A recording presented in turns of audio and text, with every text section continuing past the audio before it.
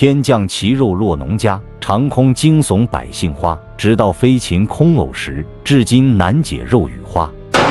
大家好，在下奇闻居士。1876年3月3日，美国肯塔基州巴斯郡的一个普通农场，天空晴朗，万里无云。突然，一大块一大块的肉从天而降，场面极其诡异。短短几分钟，整个农场被血肉覆盖，篱笆上、草地里、屋檐下，到处都是触目惊心的肉块。这匪夷所思的一幕震惊了整个美国科学界。专家们展开调查，却得出了截然不同的结论。有人说是蛙卵，有人断定是藻类。但事情真的这么简单吗？这场肉雨背后究竟隐藏着怎样的秘密？真相或许比任何人想象的都要离奇。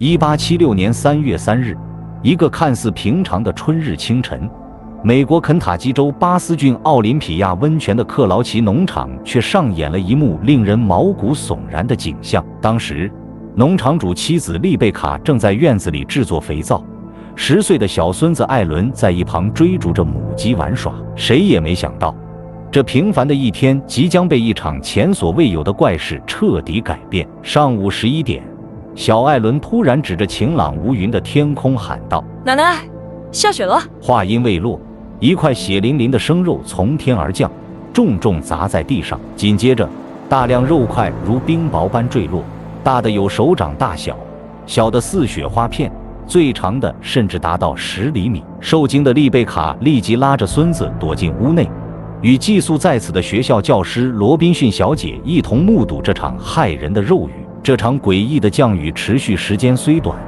但覆盖范围之广令人震惊，几乎相当于一个足球场大小。肉块遍布院子、草地，甚至挂满了篱笆、树枝和屋檐。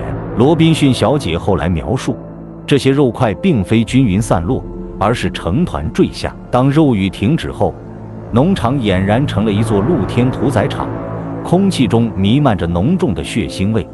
而农场里的猪和鸡却对这场意外的盛宴表现出极大的兴趣。对丽贝卡来说，这场怪事格外令人不安。作为12年前南北战争尼宁西战役的亲历者，她一度担心这些肉块与她外出的丈夫和儿子有关。直到家人平安归来，她悬着的心才终于放下。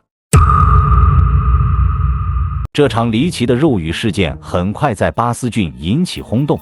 大批居民和远道而来的人们涌向克劳奇农场一探究竟。有人仔细检查肉块寻找线索，有人将其收藏作为纪念品，甚至有人声称在门廊外的鞋子里都发现了肉块。各种传闻和目击证词更是让事件变得扑朔迷离。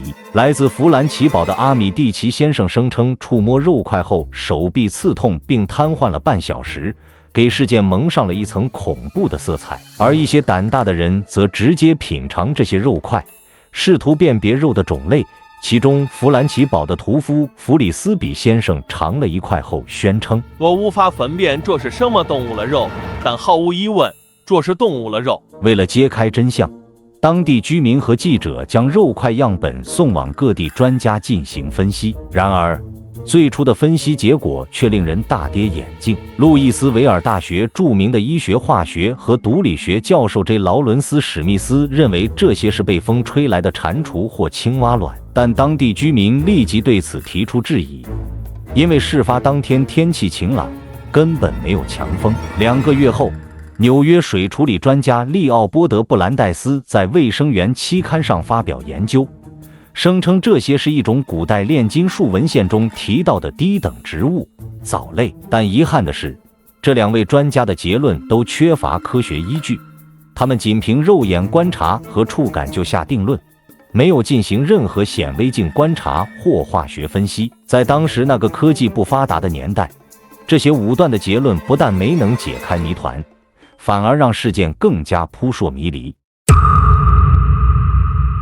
随着事件持续发酵，科学调查终于为这场诡异的肉雨带来了转机。纽瓦克科学协会的爱德华兹医生率先使用显微镜对肉块样本进行了深入观察，在高倍放大下，那些被误认为是藻类或蛙卵的物质，竟清晰地显示出动物肺组织的特征。为确保结论准确，爱德华兹医生邀请了纽约法医专家亚历山大·汉密尔顿和著名组织学家阿诺德进行独立分析。3位专家的研究结果高度一致，样本中不仅包含肺组织，还有肌肉组织和软骨组织。这一发现彻底推翻了此前关于藻类和蛙卵的推测，但也带来了新的疑问：这些动物组织究竟从何而来？突破性进展来自路易斯维尔的医生兼化学家卡斯滕宾博士。他对样本进行燃烧测试时发现，燃烧时散发出的刺鼻腐臭味与腐烂羊肉极为相似。结合显微镜下观察到的组织类型，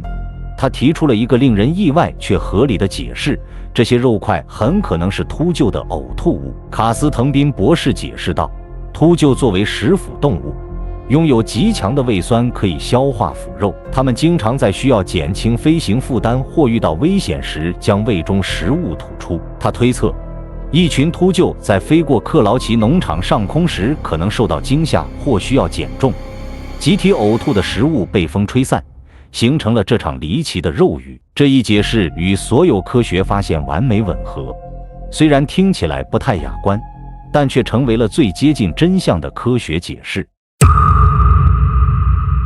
尽管秃鹫呕吐理论看似合理，但肯塔基肉雨事件仍有重要疑点未能解释。目击者丽贝卡·克劳奇坚称，事发时天空晴朗，根本没有看到任何秃鹫。如此大规模的秃鹫群在晴空中不可能完全无迹可寻。更令人费解的是，肉块的落点高度集中在克劳奇农场的一小片区域内，这与秃鹫在飞行中呕吐时应该形成的分散分布模式完全不符。更令人感到不可思议的是，肯塔基肉雨并非个例。在19世纪，类似的肉雨事件在世界各地都有报道。例如1841年发生在田纳西州的血雨事件，当时2位在烟草田里劳作的工人发现，在晴朗的天空下，一片片血红色的肉块散落在烟草叶上，覆盖了数百英尺的范围。经田纳西大学的地质学教授杰拉德·特罗斯特鉴定，这些肉块确实是动物的肌肉组织。另一起事件发生在1884年的北卡罗来纳州，一位名叫巴斯拉萨特的佃农亲眼目睹了肉雨从天而降，散落在他家附近新耕的田地上。科学家弗朗西斯·维纳布尔对收集到的土壤样本进行了分析，证实了其中含有血液成分。但这究竟是什么动物的血液，以及这些肉块是如何从天而降的，仍然是一个未解之谜。面对这些天降异物事件，科学仍然无法给出确凿的解释。